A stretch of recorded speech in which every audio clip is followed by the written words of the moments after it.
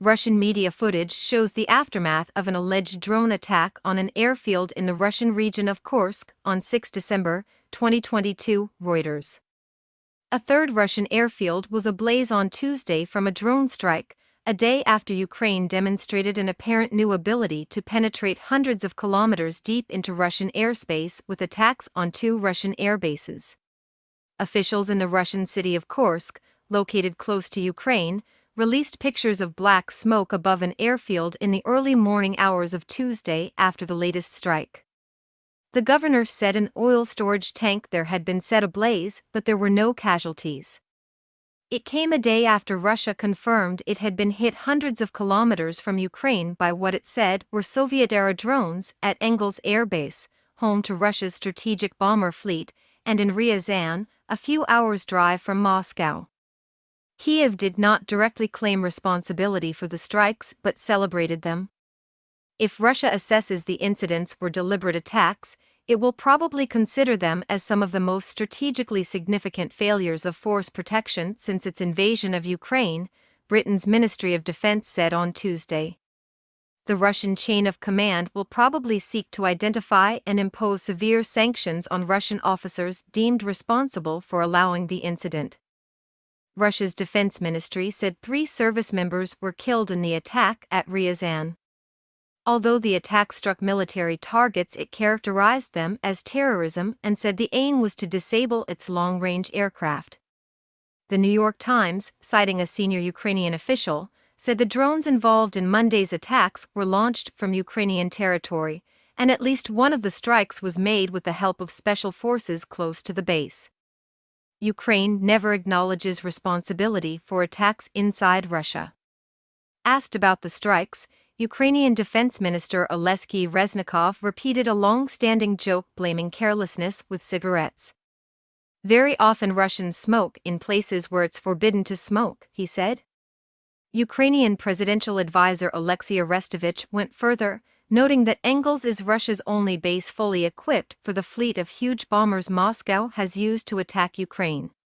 They will try to disperse strategic aircraft to airfields, but all this complicates the operation against Ukraine. Yesterday, thanks to their unsuccessful smoking, we achieved a very big result, he said. Russian commentators on social media said that if Ukraine could strike that far inside Russia, it might also be able to hit Moscow.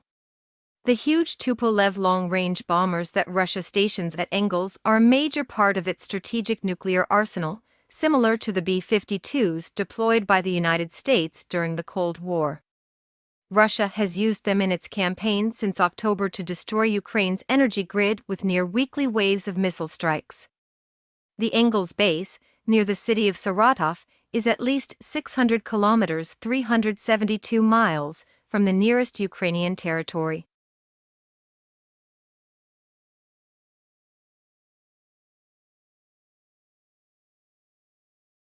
Russia responded to Monday's attacks with what it called a massive strike on Ukraine's military control system, though it did not identify any specific military targets for what Ukraine called Moscow's latest strikes on civilian infrastructure.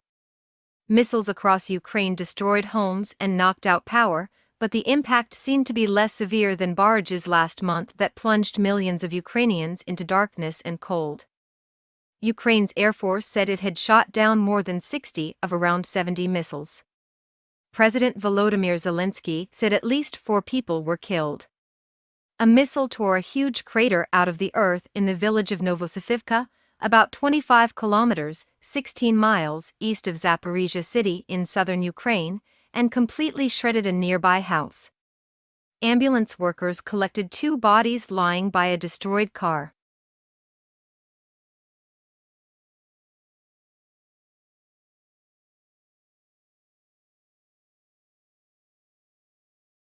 Ultrashina, 62, said the dead were her neighbors who were standing by the car seeing off their son and daughter-in-law when the missile struck. With houses now destroyed and winter setting in, she had no idea where she would go. "We have no place to go back to," she said. "It would be fine if it were spring or summer. We could have done something if it were a warm season. But what am I going to do now? On Tuesday, Zelensky visited troops in the Donbass region in the east of the country that has seen the war's heaviest fighting. He praised soldiers in a selfie video filmed in front of a sign on the road outside Sloviansk, near the city of Bakhmut that Russian forces have been trying to encircle for weeks in one of the war's bloodiest campaigns. In other videos, he presented medals and shook hands with troops in a hangar.